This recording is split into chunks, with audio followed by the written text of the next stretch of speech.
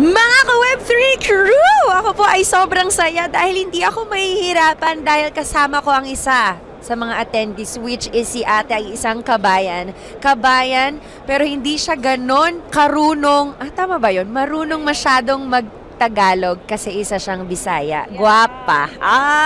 Hi ate, ano po ang inyong pangalan? I'm Lolit Gisando from Valencia City, Bukidnon. Kayo po ay nandito sa Dubai for work or? It's my first time here in Dubai. Mag-a-attend lang talaga ng Trade Expo.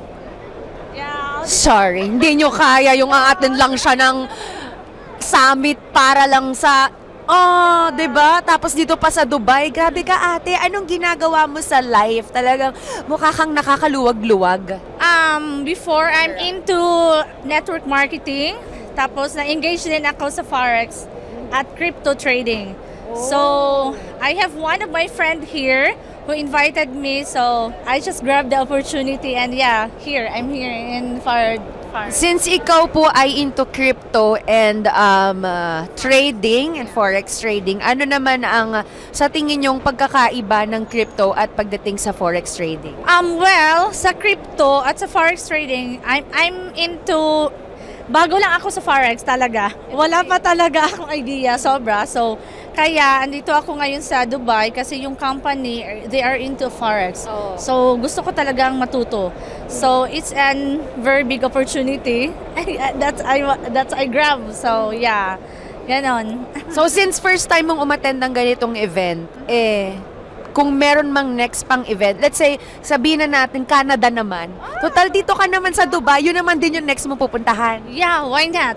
At total, dahil into crypto ka naman at digital currencies, magkano ba yung Bitcoin mo dyan natin? Bulong-bulong mo na lang sa akin para bulong natin natin. I-private message ko na lang. Ayan, i-PPM niya at may Bitcoin siya. Hindi mo kaya. Ito na lang, ano ang best advice mo sa mga taong first time sa ganitong mga events or sabihin natin na mga forex trade, yung mga forex traders, yung mga first timers or wala pang alam? Yeah, same me, okay? Sa akin, if you want to earn, you want to learn. So learn to earn. Yeah, it's very simple. Syempre naman, if you want to earn, you have to learn. If you want to learn, you have to earn.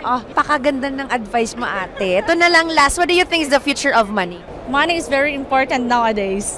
Yeah, it is. So we must learn so that we can earn a lot because money is important now. Yes, and I believe the children our future. Yeah, true. Dito lang yan sa FOMO, the future of money.